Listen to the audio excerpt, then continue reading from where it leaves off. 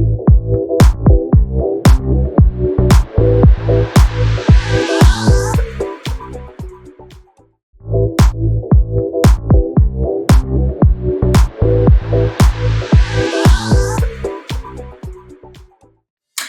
everyone, welcome back to my channel, Talk to Tina. How are you today? I hope you all are doing well. So today's episode, it's a very interesting one. It is one of the biggest challenges that mom face in diaspora, and we're going to be talking about the supports, how to get support and where to get support regarding childcare. If you're a working mom, or you're a stay-at-home mom, or you're a student mom, this you will benefit from. Having said that, if you've not subscribed to my channel, please do so, like, and leave a comment below. So one of the places where we can find support with childcare is a nursery. It could be 0 to 5 years old, and you will find out that some nurseries could take as young as from 3 months old. So it depends on what you really want to do. If you want to send in your child, your baby, into nursery from 3 months, there are some nurseries that can accept. So in these nurseries, you've got what we call baby rooms, and we've got toddler rooms as well. What I would say to you is visit the nursery first. Know what is obtainable in the nursery, look around the rooms, and one very important thing I would say to you is find out how many ratios of children to an adult. When I say a ratio of children to an adult, I mean how many children do an adult take care of. So in some nurseries, it could be 3 children to, 1 adult. But if you're looking at sending in a baby, my advice would be, let it be 2 children, 2 babies to an adult. Because in reality, an adult cannot take care of more than 2 babies at a particular time. If in the nursery it's more than 2 babies, I would say your child may not have the best care that is needed. And that's why some mothers that have got triplets, they always have like a second person in the picture to take care of the child for them, the 3rd child. So, but if we're talking about the toddler class, it's 1 to 3, it's okay. 3 children, because they can move around, they can play around. It's just for the adults, to guide them around. So we'll say 3 children, 3 toddlers to 1 adult is okay. So all of this you'll be looking at when you're looking for a nursery for your child. Also, you could go on Google and check rating of the school, and you could check what parents are saying about the nursery. All this will guide you if that is the kind of nursery that you want your child to go in. So another one we'll be looking at is childminders. Childminders, these are care that are provided in their own home. So it is a number of small children coming together and being taken care of by these childminders in their own home. They are more informal and a bit flexible, but mind you, they're regulated bodies of maybe the government in a country. So the childminders are also a very good place where one can find childcare. But I would say that the nursery might be a bit more expensive than childminders. So that's also an option. Another option we could look at is nannies. So nannies are, individuals that you could employ, and they could come into your home and take care of your child. I like this because you've got like a 1-to-1. This is someone coming in, so your child's got like, a 1-to-1 attention. And you've got a nanny in the house looking after your child, which is a very good one.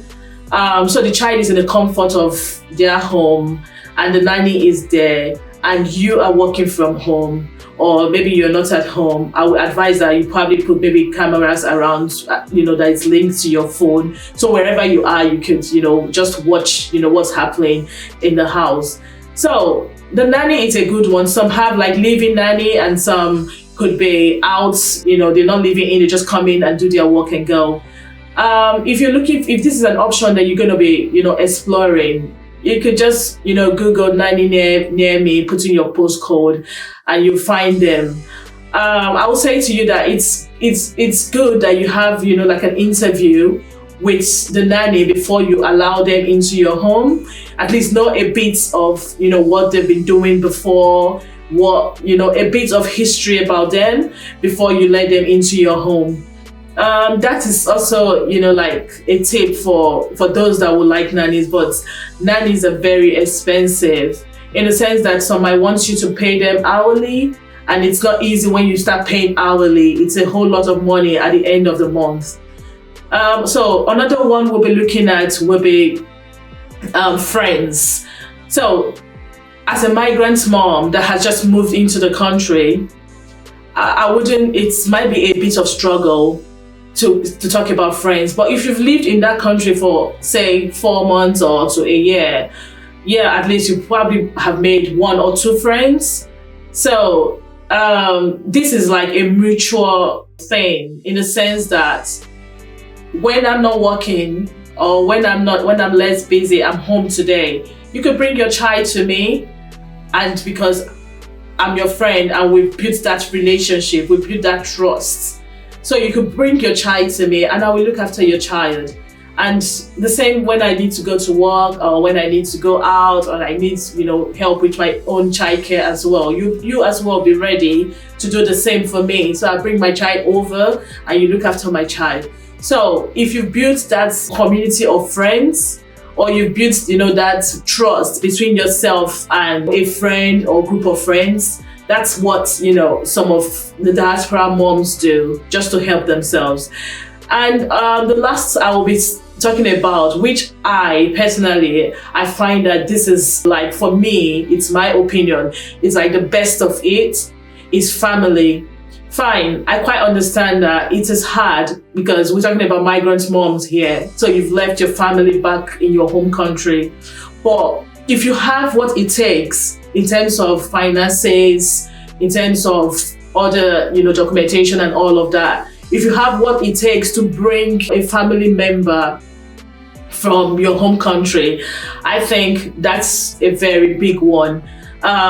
So if you have maybe, and this could be maybe your mom, it could be your auntie, it could be your niece, it could be cousin, a family member from home, if that person comes into your house, it saves a whole lot, in the sense that you're able to, this person sees the way you manage your family, this person sees the way you take care of your children.